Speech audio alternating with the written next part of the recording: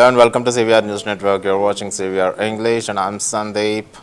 Welcome to Inside News. Union Home Minister Amit Shah, while interacting with Sarpanch, Deputy Sarpanch, women entrepreneurs and students from vibrant villages invited as special guests for Republic Day celebrations, emphasized that Vibrant Village program represents a shift in perspective and approach. He stated that the program focuses not only on building the roads to improve physical connectivity and communication, but also on bridging emotional distances, Dil Ki Duri, between Delhi and remote villages.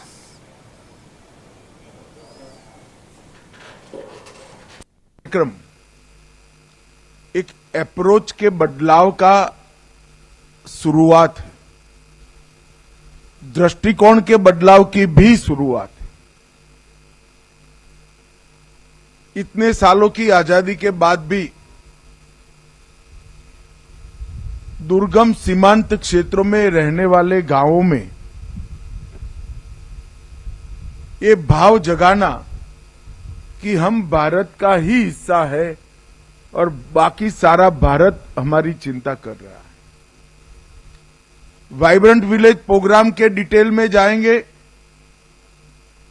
तो सड़कें भी बनेगी, दूरसंचार की दूरी भी समाप्त हो जाएगी, सड़कें बनेगी तो भौतिक दूरी भी समाप्त हो जाएगी और कहीं रेल, कहीं रोड, कहीं नजदीक में एयर की कनेक्टिविटी भी होगी। परंतु सबसे बड़ी बात है कि आपके गांव और दिल्ली के बीच में दिल की जो दूरी है वो दिल की दूरी समाप्त करने का एक कार्यक्रम है, मन की दूरी समाप्त करने का। जब देश का प्रधानमंत्री देश के प्रथम गांव में रहने वाले हर व्यक्ति को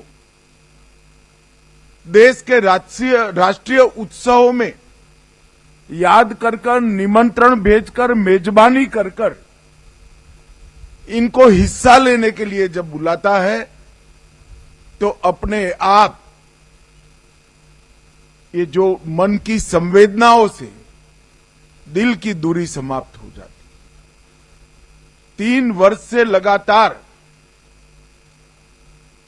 एक प्रकार से चौथा कार्यक्रम है। अलग अलग राष्ट्रीय उत्सवों पर अलग अलग स्तर के अलग अलग गांवों से प्रतिनिधियों को यहां बुलाया जाता है। ITBP, BSF, Seema. Up National Convener Arvind Kejriwal stated that his government, since coming to the power in 2015, has been addressing the issue of sewerage in Delhi's 1792 slum colonies where no development was previously allowed. He mentioned that sewer pipelines have been laid in most colonies over the last decade and efforts are underway to connect every household to sewer system. कॉलोनियां हैं, इन कच्ची कॉलोनियों में हमारी सरकार बनने के पहले 2015 के पहले किसी किस्म का विकास अलाउड नहीं था। सुप्रीम कोर्ट के आदेश थे, सेंट्रल गवर्नमेंट के आदेश थे। उन सब अड़चनों को पार करके हमने सारी कच्ची कॉलोनियों के अंदर काम करना चालू किया।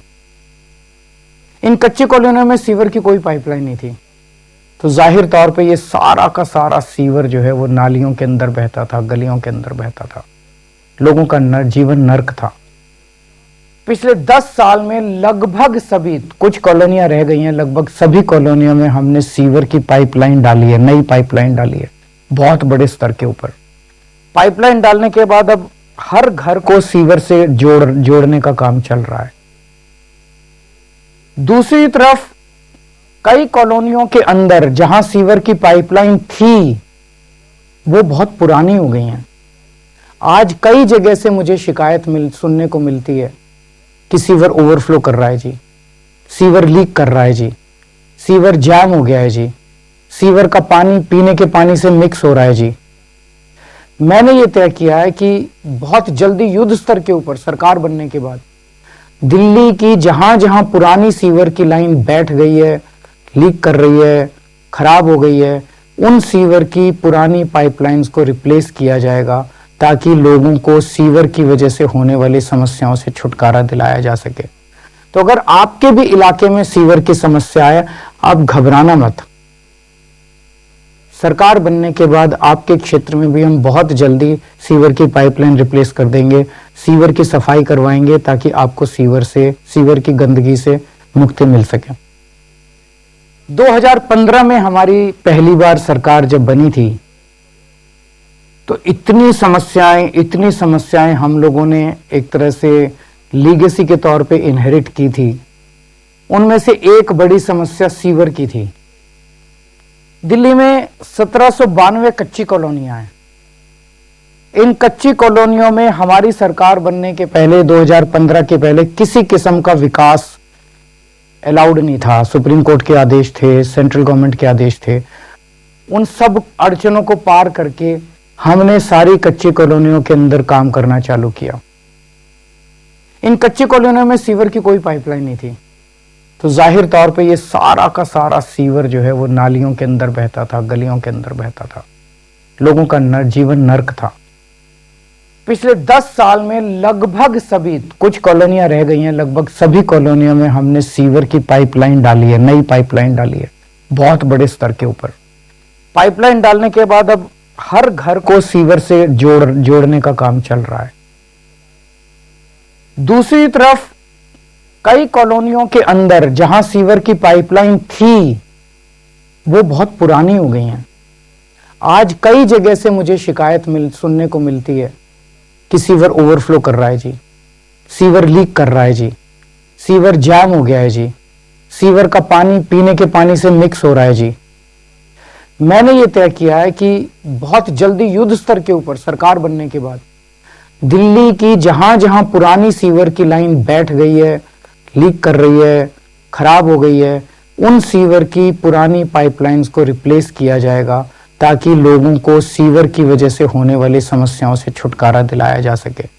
तो अगर आपके भी इलाके में सीवर की समस्या है, आप घबराना मत। सरकार बनने के बाद आपके क्षेत्र में भी हम बहुत जल्दी सीवर की पाइपलाइन रिप्लेस कर देंगे, सीवर की सफाई करवाएंगे ताकि आपको सीवर की गंदगी से मुक्ति मिल सके। 2015 में हमारी पहली बार सरकार जब बनी थी तो इतनी समस्याएं हम लोगों ने एक तरह से लीगेसी के तौर पे इनहेरिट की थी। उनमें से एक बड़ी समस्या सीवर की थी। दिल्ली में 1792 कच्ची कॉलोनियां हैं।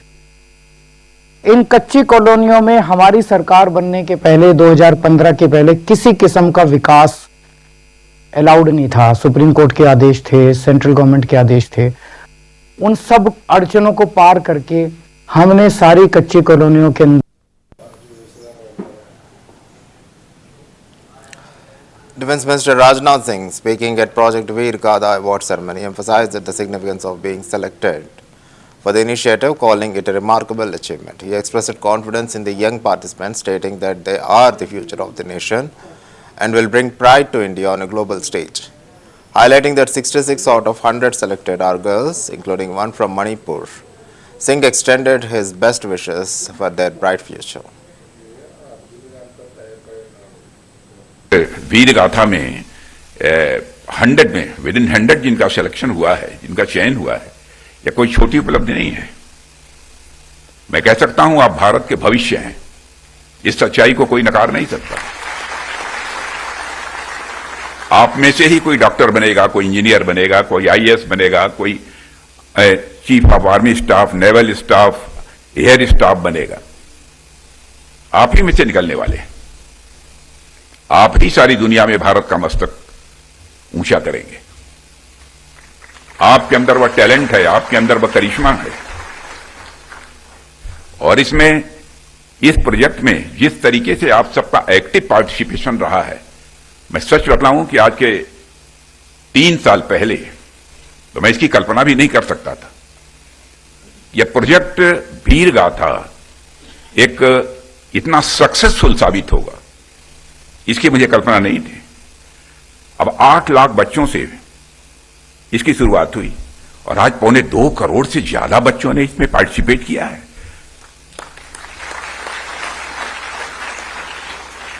मैं शिक्षा मंत्रालय की और हमारे जो डायनेमिक लीडरशिप शिक्षा मंत्रालय की है धर्मेंद्र प्रधान जी की, जितने भी तारीफ की जाए मित्रों वो कम है। और मैं केवल प्रशंसा के लिए प्रशंसा ही नहीं कर रहा हूं। और आप सब इस प्रोजेक्ट वीर गाथा के माध्यम से भारत के गौरवशाली इतिहास से परिचित हो रहे हैं।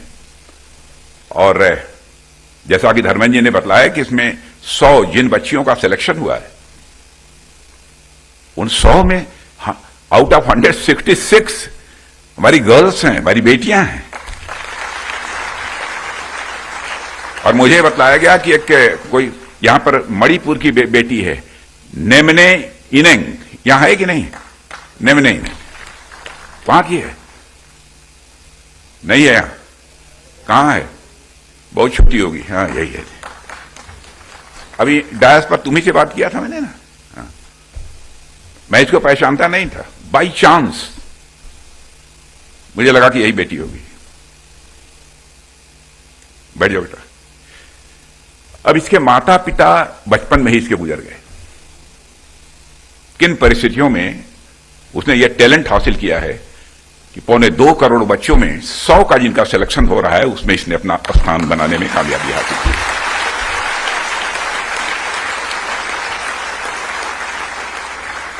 और मैं जो 100 जिनका चयन हुआ है उनको साधारण 100 नहीं मानता, सुपर 100 मैं कहना चाहूंगा। और ऐसे बच्चों, आपके उज्जवल भविष्य की मैं कामना ही नहीं करता हूं, बल्कि आपसे आयु में बहुत बड़ा होने के कारण आप सबको हृदय से आशीर्वाद देता हूं। और जिन्होंने कि इस प्रोजेक्ट वीर गाथा में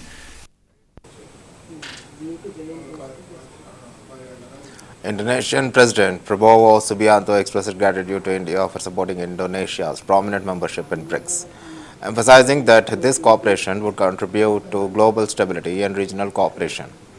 He highlighted productive discussions with India in various fields, including trade, investment, tourism, health, energy, security, digital technology, AI, and IT, with a commitment to strengthening these collaborations. President Subianto also praised the successful interactions with Indian industry leaders and thanked Prime Minister Modi for his assistance. He mentioned that Indonesia has studying India's programs, sending technical teams and now implementing many of these initiatives, which serve as valuable examples for Indonesia to learn from.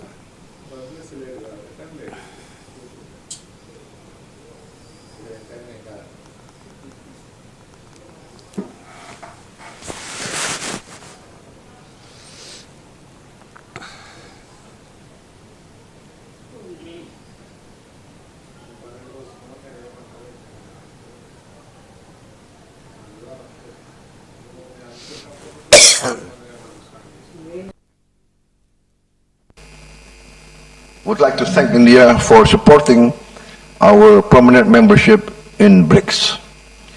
We are convinced that this cooperation will be beneficial to global stability and regional cooperation. In our discussions in the field of trade, investment, tourism, health, energy, security cooperation, digital, AI, IT, energy, we agreed to strengthen this cooperation.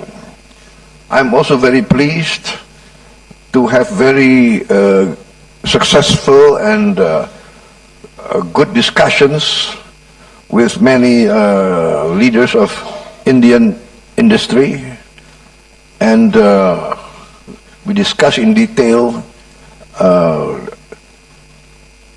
the increase of Indian participation in our economy. We are opening our economy to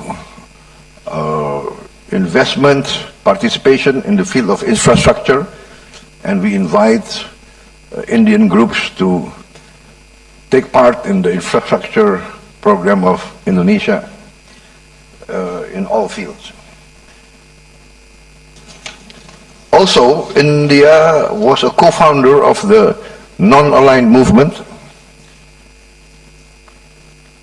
in the Bandung Conference of 1955, and now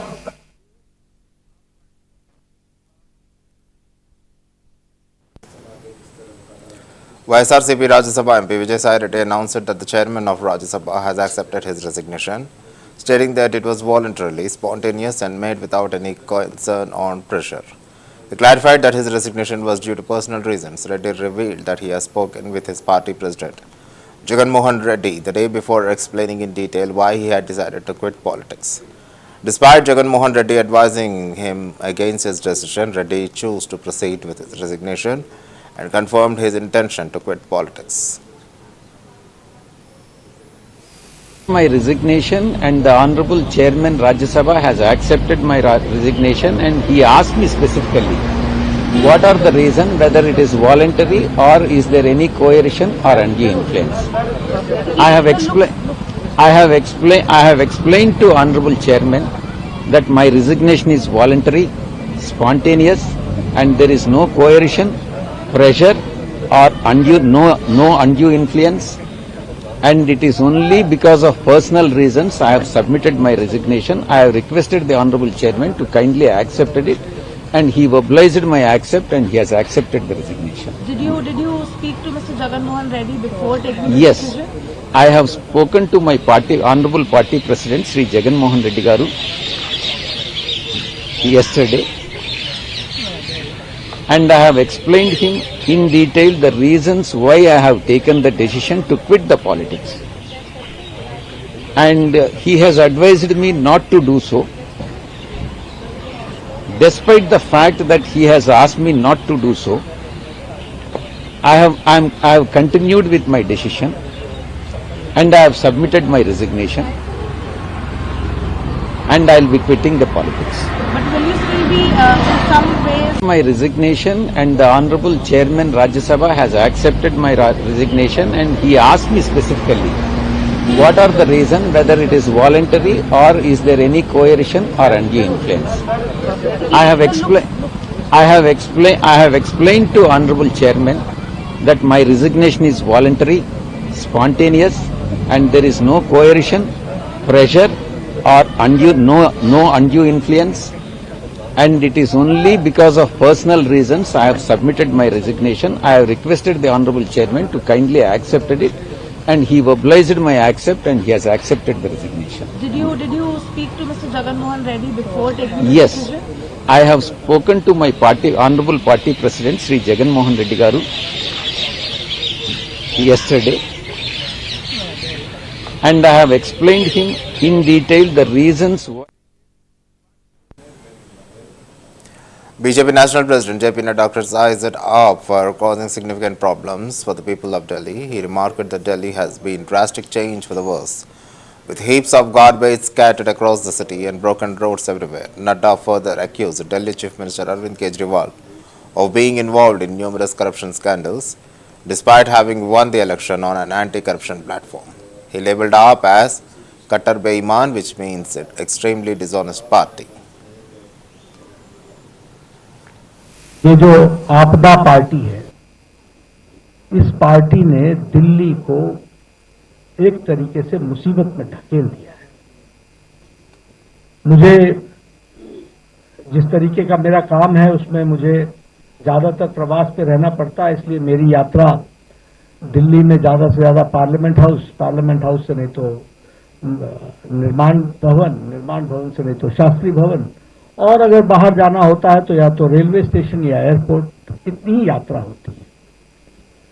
लेकिन चुनाव की दृष्टि से जब जाने का मौका मिलता है या किसी आप सबके भाई बहन के किसी कार्यक्रम में मुझे जाने का सौभाग्य मिलता है, कभी कभी जब भी मिलता है, तो मैं देखता हूं कि दिल्ली कितनी बदल गई है। आज दिल्ली लगती ही नहीं है कि दिल्ली है, जगह जगह कूड़े के ढेर। मैं ठीक बोल रहा हूं कि गलत बोल रहा हूं? रोड्स के खस्ता हालत, गंदा नाली का पानी बहता हुआ हर जगह दिख जाएगा, हर जगह। और ये केजरीवाल ने जितना दिल्ली को तकलीफ में डाला है उतना कोई नहीं डाल सकता। और सबसे बड़ी बात यह है कि जो भ्रष्टाचार के खिलाफ के नाम पर चुनाव जीता, उसने भ्रष्टाचार के सारे रिकॉर्ड तोड़ दिए।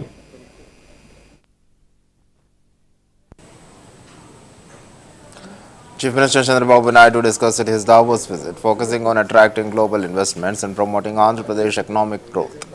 He emphasized the importance of partnerships, innovation and new technologies in shaping the state's future. Naidu also highlighted the success of IT development in Hyderabad and stressed the need to create jobs. He pointed out that while the per capita income in the US is $60,000 US, Indians in America earn $1,20,000, showcasing the potential of the Indian workforce globally.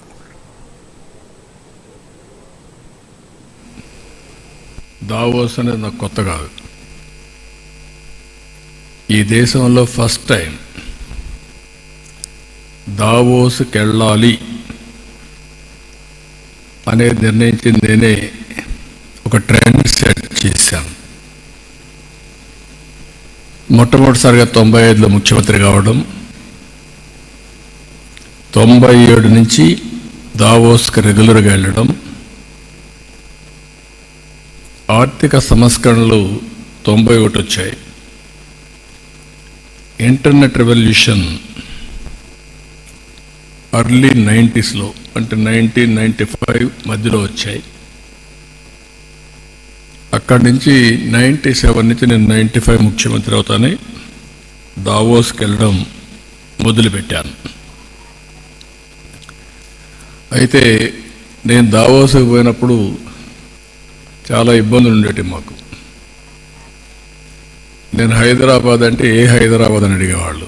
పాకిస్తాన్లో ఉండే హైదరాబాదా, ఇది ఎక్కడ హైదరాబాద్ అని అడిగేవాళ్ళు.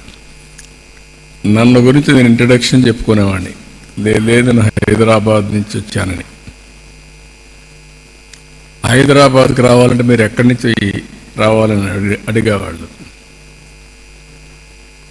మీరు బాంబేకి రండి, ఢిల్లీకి రండి, నైట్ అక్కడ పడుకోండి, తెల్లవారు తెలిసి హైదరాబాద్కి వచ్చి బిజినెస్ చేసి మళ్ళా వెళ్ళండి, మళ్ళా రాత్రి బాంబేలో ఢిల్లీలో పడుకొని లేదంటే మిడ్ నైట్ ఫ్లైట్ క్యాచ్ చేసి వెళ్ళండి అని చెప్పేవాడిని.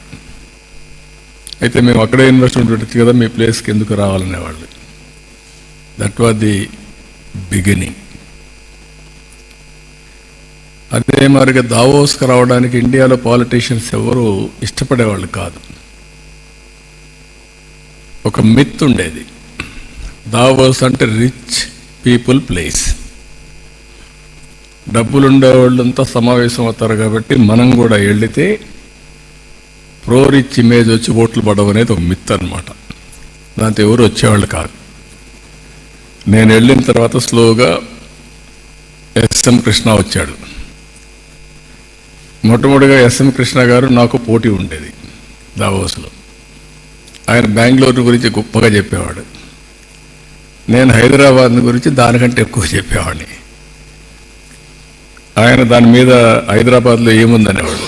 ఏముంది, ఈరోజు దావోస్ అనేది నాకు కొత్త కాదు. ఈ దేశంలో ఫస్ట్ టైం దావోస్కి వెళ్ళాలి అనేది నిర్ణయించింది నేనే. ఒక ట్రెండ్ సెట్ చేశాను. మొట్టమొదటిసారిగా 95లో ముఖ్యమంత్రి కావడం,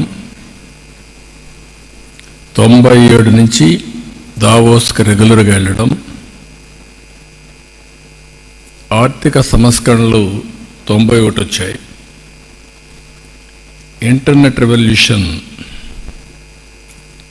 ఎర్లీ 90స్లో అంటే 1995 మధ్యలో వచ్చాయి. అక్కడి నుంచి 97 నుంచి నేను 95 ముఖ్యమంత్రి అవుతానే దావోస్కి వెళ్ళడం మొదలుపెట్టాను.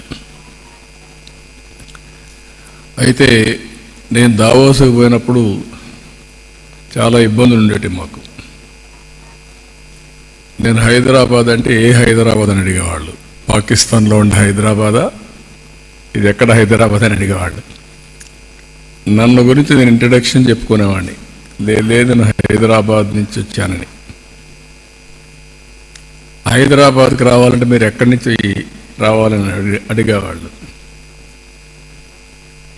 మీరు బాంబేకి రండి, ఢిల్లీకి రండి, నైట్ అక్కడ పడుకోండి, తెల్లవారితో లేసి హైదరాబాద్కి వచ్చి బిజినెస్ చేసి మళ్ళా వెళ్ళండి, మళ్ళా రాత్రి బాంబేలో ఢిల్లీలో పడుకొని లేదంటే మిడ్ నైట్ ఫ్లైట్ క్యాచ్ చేసి వెళ్ళండి అని చెప్పేవాడిని.